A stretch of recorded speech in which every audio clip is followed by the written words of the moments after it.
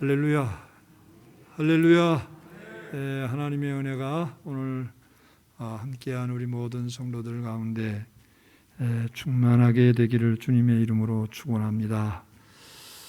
여러분, 이제 아침 저녁으로 제법 선선한 기온을 접하면서 살만난다, 살만하다, 그런 생각을 하게 되고, 그리고 또 한 가지는 시간은 참 정직하다, 이런 생각을 갖게 됩니다.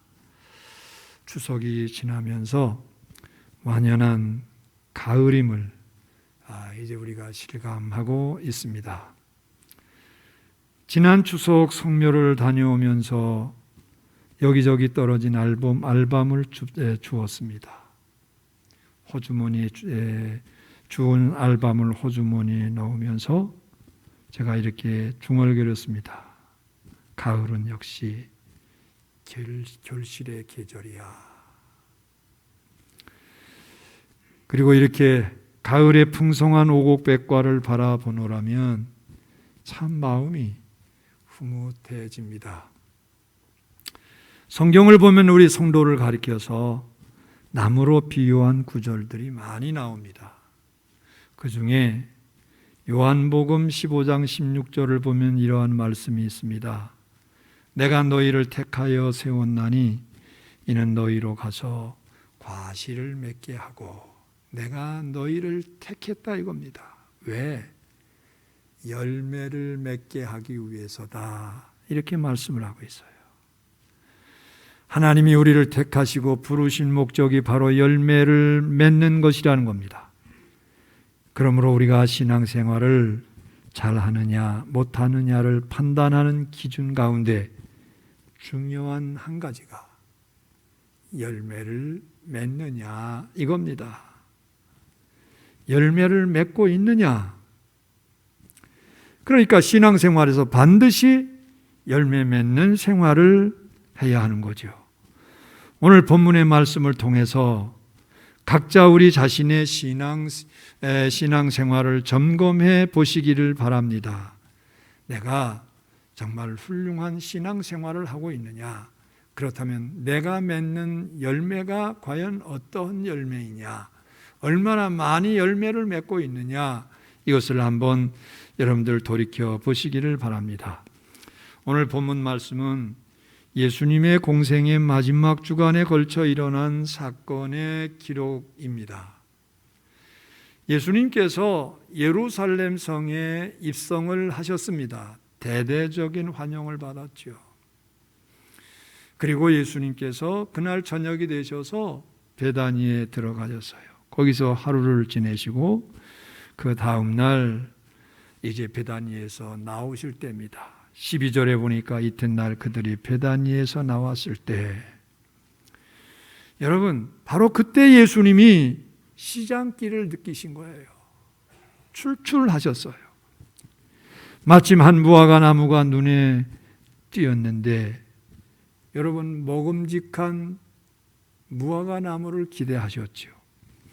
이 무화과 나무는 이스라엘의 아주 흔한 나무이기 때문에 노상에 있는 나무는 지나가는 나그네들이 얼마든지 따먹을 수 있도록 허용이 됐습니다. 그런데 그 나무에 가까이 가서 보니까 잎사귀만 있는 겁니다. 이 말씀과 동일한 말씀이 마태복음 21장에도 나오는데, 마태복음 21장에서 보면 잎만 무성했다 이거였어요. 잎만 무성했다. 열매가 없다는 겁니다. 오늘 13절에도 마찬가지입니다. 가서 보신즉 잎사귀 외에 아무것도 없더라. 잎을 봐서는 열매가 있어야 했는데 열매를 전혀 발견할 수 없었던 겁니다. 여러분, 이때 예수님께서 어떻게 하셨어요? 14절에 보니까 예수께서 나무에게 말씀하여 이르시되 이제부터 영원토록 사람이 내게서 열매를 따먹지 못하리라. 이제는 나는 열매 절대 맺을 수 없다 이거예요. 이렇게 잎만 무성하고 열매 없는 나무를 저주하셨어요. 그러자 어떻게 됐습니까? 21절 하반절에 보니까 베드로가 이렇게 말합니다. 저주하신 무화과 나무가 말랐나이다. 말라 죽었다는 거예요. 이 말씀을 보면서 우리가 어쩌면 이렇게 생각할 수 있어요. 아무리 예수님이 열매가 없다 그래도 예수님 너무하신 거 아니야? 이런 생각이 들 수 있어요. 아니 어째 이렇게 냉정하게 나무를 저주하셔가지고 나무를 말라 죽게 하셔. 너무 심하셨다. 이렇게 생각이 들 수 있어요. 실제로 영국의 철학자 중에 버틀란트 러셀이라고 하는 사람이 있는데 이 구절을 오해해서 기독교의 반감을 표시하기도 했습니다. 그는 나는 왜 크리스천이 아닌가 이 저서에서 이 구절을 언급하면서 예수님은 매우 부도덕하며 심술쟁이다 이렇게 말을 했어요. 여러분은 어떻게 생각하십니까? 정말 예수님이 부도덕하신 분입니까? 결코 그렇지 않죠. 이 말씀은 예수님이 부도덕한 것이 아니라 오히려 예수님이 강조하시는 영적인 교훈을 주시기 위해서 그랬습니다. 이를테면 예수님은 그 무화과 나무를 통해서 중요한 교훈을 가르치시기 위해서 영혼 구원이라고 하는 대사업을 위해서 시청각 자료로 사용하신 겁니다. 여러분, 여흥을 즐기기 위해 제작하는 영화에도 수십억 또는 수백억까지 투입되는 일이 흔한데 임자 없는 길가의 나무 한 그루를 사용한 것이 그렇게 부도덕할까요? 그러면 과연 예수님이 의도하신 교훈이 무엇일까요, 여러분? 한마디로 신앙인은 반드시 열매를 맺어야 한다는 겁니다. 우리는 믿음으로 구원을 받았습니다. 할렐루야. 여러분 구원 받으셨어요? 정말 받으셨습니까? 어떻게 증명할 수 있습니까? 구원 받은 거 뭘로 증명할 수 있습니까? 여러분, 우리가 믿음으로 구원을 받았습니다. 그러나 그 믿음의 신실성은 열매를 통해서 증명된다는 겁니다. 그 믿음의 신실성은 열매를 맺음으로 증명할 수 있다는 거예요. 예를 들어보죠. 사과나무 한 그루가 있습니다. 그런데 시간이 흐르고 때가 되면 사과가 열매해야 되는데 만일 사과나무처럼 비슷한데 때가 됐는데도 열매를 맺지 못하면 그 나무는 가짜예요. 실제로 산에 가면 사과나무처럼 생긴 나무들이 있어요. 아그베라고 하는 나무던가요? 보니까 사과나무하고 똑같이 생겼어요. 그런데 그 나무는 10년, 20년, 100년이 가도 사과 맺지 못합니다. 그건 가짜죠. 여러분, 우리 신앙도 마찬가지입니다. 믿음으로 죄와 사망에서 구원을 받고 하나님의 자녀가 되는 게 사실입니다. 그러나 시간이 흘러가면서 믿음의 결과로 행위의 열매가 나타나야 되는 거예요. 행위를 통해서 그 신앙의 모습이 드러나야 되는 겁니다. 야고보 사도는 누누이 그 행위를 강조했습니다. 야고보서 2장 17절이나 2장 26절에 보면 이렇게 말씀을 하고 있어요. 이와 같이 행함이 없는 믿음은 그 자체가 죽은 것이다. 행함이 없는 믿음은 그 자체가 죽은 것이라는 거예요. 예수님도 마태복음 7장 16절에서 20절에 보면 이렇게 말씀하셨습니다. 그들의 열매로 그들을 알지니 그들의 열매를 통해서 그들을 안다. 이와 같이 좋은 나무마다 아름다운 열매를 맺고 못된 나무가 나쁜 열매를 맺나니 좋은 나무가 나쁜 열매를 맺을 수 없고 못된 나무가 아름다운 열매를 맺을 수 없느니라.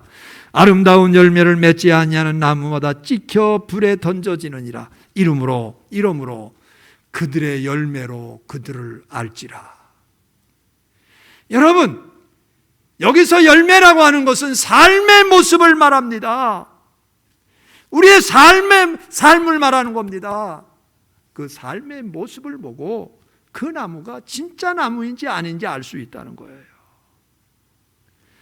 여러분, 예수님이 무화과 나무를 굳이 저주하신 이유가 바로 여기에 있어요. 참 신앙인은 반드시 열매를 맺어야 된다는 교훈이에요. 예? 만약 그렇지 않으면 결국은 심판을 받을 수밖에 없다는 겁니다. 여러분, 문제는 이스라엘이었어요. 이스라엘 무화과 나무는 이스라엘을 상징하는 나무입니다. 그런데 당시에 이스라엘 사람들을 보면 겉모양은 얼마나 훌륭한지 모릅니다. 겉모습은 정말 훌륭한 신앙인이에요. 아주 화려합니다. 그런데 주님 보시기에는 잎만 무성하고 열매 없는 무화과 나무와 같았어요. 그래서 예수님이 바리새인들을 향해서 뭐라고 질책하셨습니까? 화 있을진저 외식하는 바리새인들, 너희는 회칠한 무덤과 같다. 속에는 썩어 냄새 나는데 겉만 번지르르 하다는 것입니다. 그렇기 때문에 예수님께서는 이스라엘 백성들에게 열매를 맺는 신앙생활을 해야 된다, 이 사실을 말씀하시는 거예요. 결국 이 경고의 말씀을 무시하고 예수님도 십자가에 못 박고 교회도 핍박고 불순종하다가 이스라엘이라고 하는 나라가 어떻게 됐습니까? 비참하게 멸망당했어요. 주 70년에 이스라엘은 로마 군대에 의해서 처참하게 무너졌습니다. 예루살렘 성전이 그야말로 무너질 대로 다 무너졌어요. 여러분, 지금 예루살렘에 남아있는 통곡의 벽은 그 성전의 서쪽 벽체가 일부 남아있는 겁니다. 그리고 유대인들은 2000년 동안 전 세계에 흩어져서 고난을 당했고, 특히 여러분 나치 독일에 의해서 여러분 600만 명이나 학살당했습니다. 여러분, 오늘 우리도 마찬가지입니다. 중요한 것은 납니다. 여러분 한 사람 한 사람입니다. 혹이라도 잎만 무성한 무화과 나무 같다면, 잎만 무성한 무화과 나무 같다면 여러분 하나님의 심판을 피할 수 없어요. 반드시 열매를 맺어야 됩니다. 그것이 우리가 믿음으로 구원받은 증거입니다. 그러면 구체적으로 우리가 맺을 열매는 어떤 것들이 있을까요? 성경에 나타난 말씀을 종합하면 여러 가지 열매가 있습니다. 그런데 그 중에 세 가지만 여러분들에게 말씀을 드리겠습니다. 첫째, 인격의 열매입니다. 인격의 열매. 우리가 예수님을 믿으면 죄 사함을 받고 의롭다고 인정을 받습니다. 이거를 신학적인 용어로 칭의라고 합니다. justification, 칭의라고 합니다. 예수님이 십자가에서 우리의 죄값을 다 대신 치러 주셨기 때문입니다. 그리고 우리는 하나님의 자녀가 됩니다. 여기까지는 믿음으로 당장이라도 되는 겁니다. 그러나 그 후로는 하나님 자녀답게 변화되어야 된다는 거예요. 하나님 자녀다워야 된다는 겁니다. 이걸 가리켜서 성화의 과정이라고 그래요. 자꾸만 성결하게, 거룩하게 바뀌어져 가는 거예요. 이런 예를 들어보십시다. 어떤 부부가 자식을 입양했습니다. 그런데 집으로 데려와 보니까 옛날 옛 습관대로 그야 못된 짓도 하고 문제가 많아요. 그러면 시간이 흘러가면서 부모는 시간이 흘러가면서 우리 가풍에 이제 적겠지, 우리 가풍에 맞는 자녀가 되겠지, 그렇게 기대합니다. 당연한 일입니다. 집에 온 지 얼마 안 됐을 때는 그냥 넘어가지만은 시간이 지나도 그 모양 그 꼴이라면 실망할 수밖에 없을 거예요. 오늘 우리도 마찬가지입니다. 처음 믿을 때 하나님의 자녀가 되었어도 하나님의 형상으로는 거리가 멉니다. 그때는 하나님도 이제 내 자녀가 됐으니 그냥 그럴 수밖에 없겠지, 그러려니 그렇게 하십니다. 그러나 세월이 가면서 우리는 날마다 하나님을 닮아가야 돼요. 예수님을 닮아가야 돼요.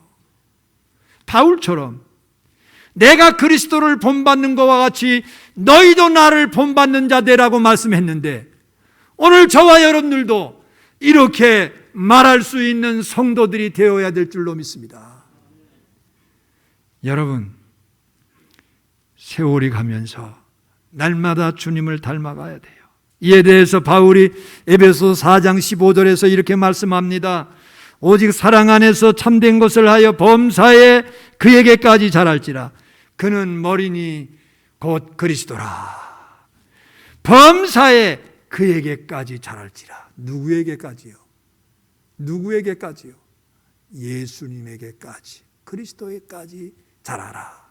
그렇게 말씀을 하고 있어요. 그리고 하나님은 우리가 예수님을 닮아갈 수 있도록 성령과 말씀을 주셨습니다. 구체적인 기준으로 하나님께서 우리에게 말씀을 주셨습니다. 그리고 우리의 힘과 노력만으로는 어렵기 때문에 성령을 주셨어요. 성령을 통해서 우리가 변화될 수 있도록 능력을 주시고 힘을 주시는 겁니다. 그래서 우리는 점점 예수님의 형상을 닮아가는 겁니다. 이것이 소위 갈라디아서 5장 22절부터 23절에서 말하는 성령의 열매입니다. 오직 성령의 열매는 사랑과 실학과 화평과 오래 참음과 자비와 양성과 충성과 온유와 절제니 이 같은 것을 금지할 법이 없느니라. 여기 열거한 성령의 9가지 열매는 예수님의 성품과 인격의 특징입니다. 우리가 예수님을 영접한 후 성령님을 모시고 살면 그러한 모습으로 변화된다는 겁니다. 만일 이러한 모습으로 변화되지 않는다면 그 사람의 믿음은 의심스러운 거예요. 여러분 조심해야 됩니다.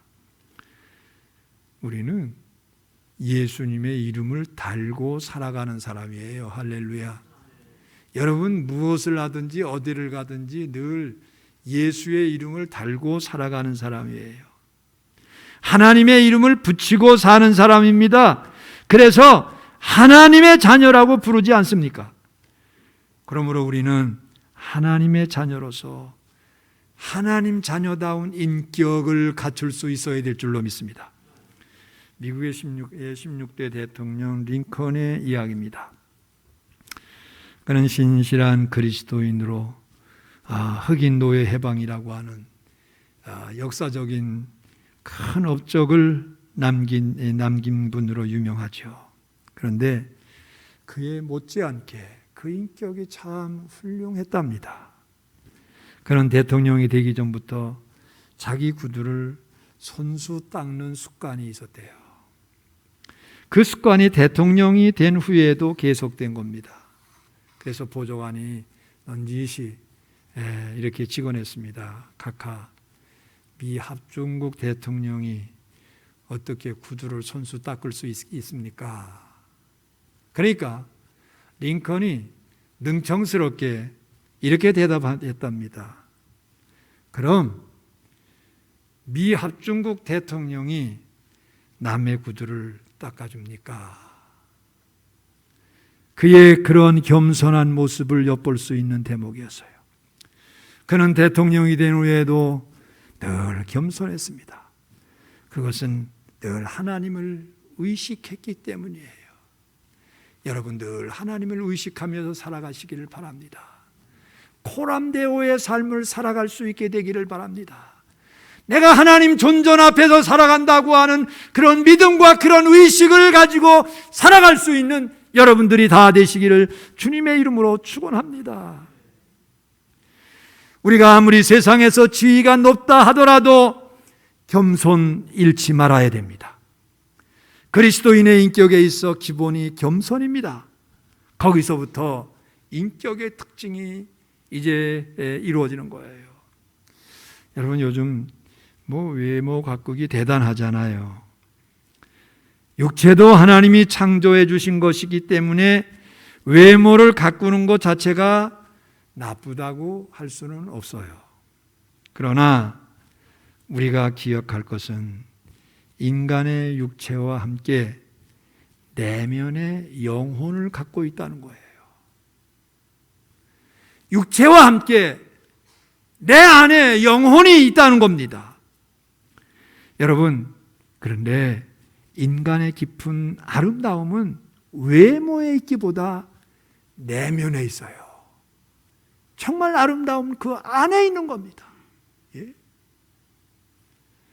그러므로 외모 가꾸기 자체가 좋은 것이라고 할지라도 여러분, 우리 내면 가꾸기에 무관심하면 곤란하지요. 그러므로 우리의 신앙 목표는 세상에서 단순히 잘 먹고 잘 사는 것이 아니라 예수님 닮아가는 것임을 믿으시기를 바랍니다. 따라 보십시오. 우리 옆에 분들에게 이렇게 축복해 보십시다. 예수님 닮아가십시다. 할렐루야. 여러분, 예수님 닮아가야 돼요. 예수님처럼 거룩한 삶을 추구하며 살아가는 저와 여러분 되기를 주의 이름으로 축원합니다. 둘째, 인격의 열매와 더불어 신앙의 열매를, 선행의 열매를 맺어야 됩니다. 사람은 누구나 무언가를 행하면서 살기 마련입니다. 악을 행하든지 선을 행하든지 둘 중에 하나입니다.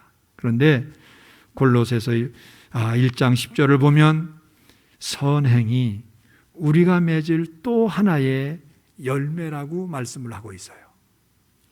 주께 합당하게 행하여 범사에 기쁘시게 하고 모든 선한 일에 열매를 맺게 하시며, 여러분, 선을 행하는 이 선행이 주님을 기쁘시게 하는 열매라는 겁니다.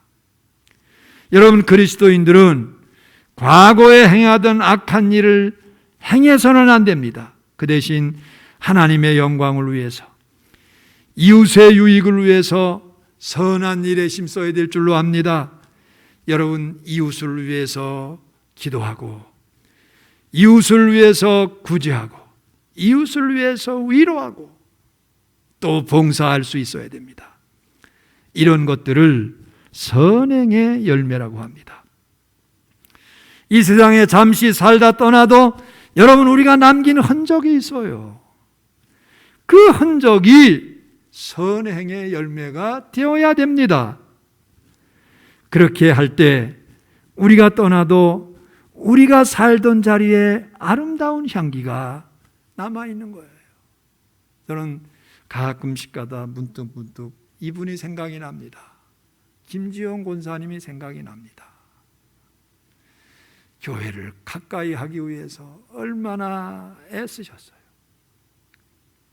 자녀들 가까이 가지 않고 교회 가까이 있는다고 해서 그 연로한 어른이 이곳에 혼자 방어도 사시면서 새벽 기도에 늘 앉던 자리에서 눈물 흘리면서 기도하시던 그 모습,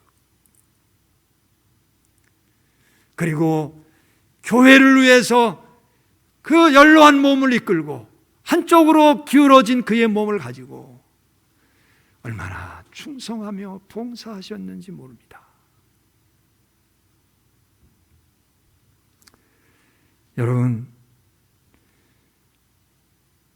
여러분들이 남겨진 자리의 흔적은 어떤 흔적을 남기기를 원하십니까? 원하기는 선행의 열매, 아름다운 향기가 남아있는 그런 여러분들 자리가 될 수 있게 되기를 주님의 이름으로 축원합니다. 세 번째, 인격의 열매와 선행의 열매와 더불어 전도의 열매입니다. 전도의 열매를 맺을 수 있게 되기를 축원합니다. 하나님은 먼저 믿고 구원받은 성도들이 다른 사람에게 전도함으로 영혼 구원하는 일을 기대하고 계셔요. 이것을 가리켜서 전도의 열매라고 부릅니다. 죄로 말미암아 죽은 영혼을 살려내는 일입니다. 여러분, 바울 같은 사람은 특별히 이 전도의 열매를 맺기 위해서 얼마나 뜨겁게 열망했는지 몰라요. 그가 필요하다는 곳, 복음이 필요한 곳이라면 어디든지 달려갔습니다.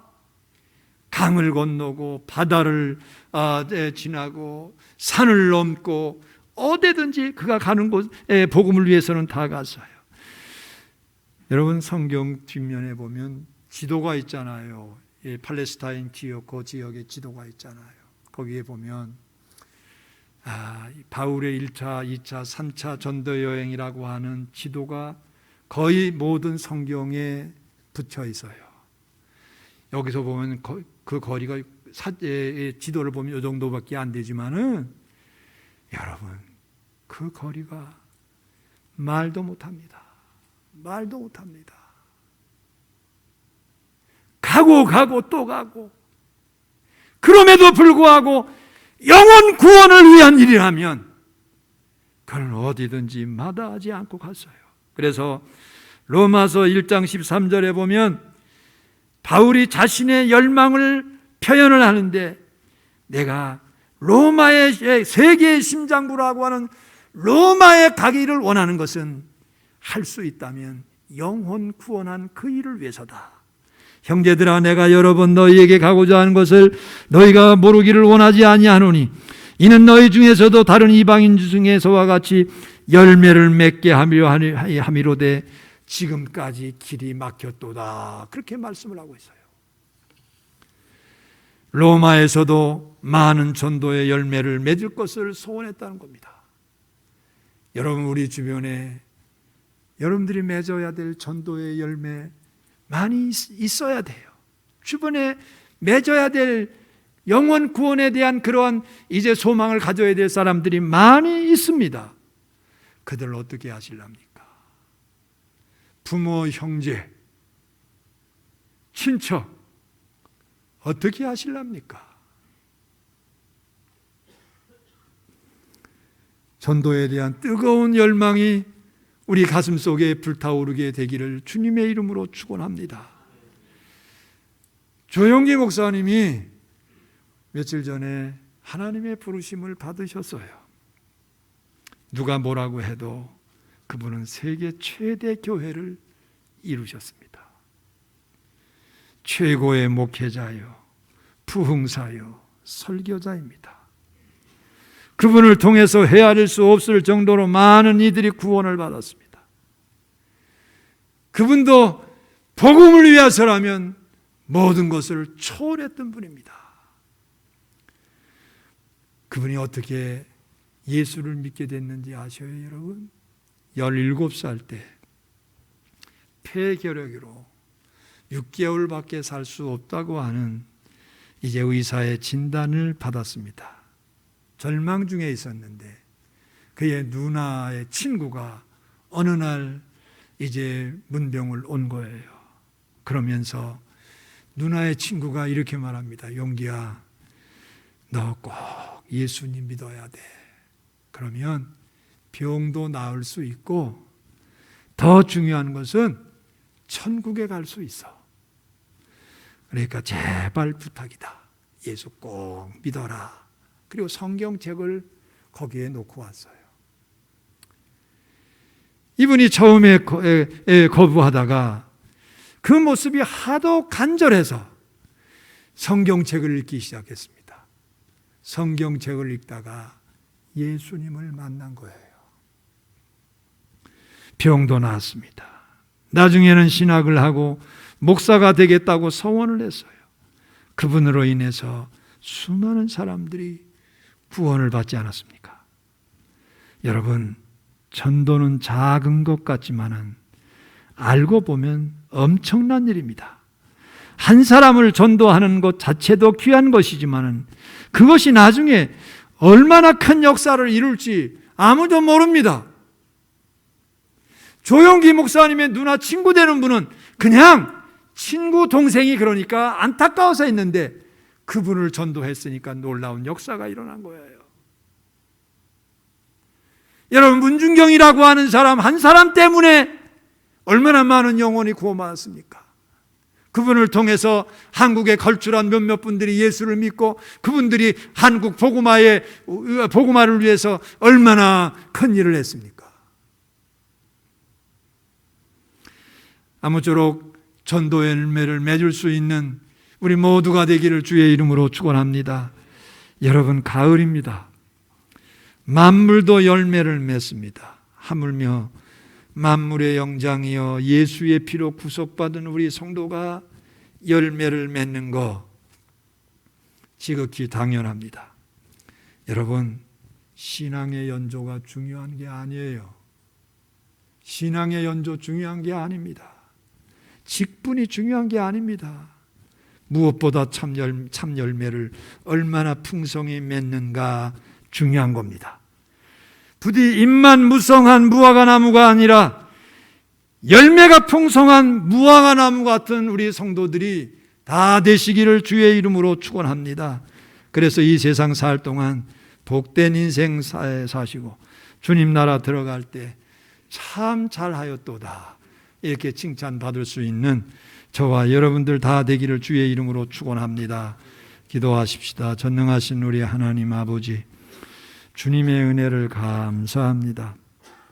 이 시간 귀한 말씀을 함께 나누었는데 주의 백성들에게 은혜를 더하여 주시어서 아무쪼록 이 결실의 계절에 우리의 신앙의 열매를 맺는 그러한 삶을 살아가는 성도들이 되도록 다짐하고 결심할 수 있도록 도와주옵소서. 인격의 열매, 선행의 열매, 특별히 전도의 열매를 맺는 일에 힘쓸 수 있는 우리 모든 성도들 다 되기를 원합니다. 예수님 이름으로 기도합니다. 아멘.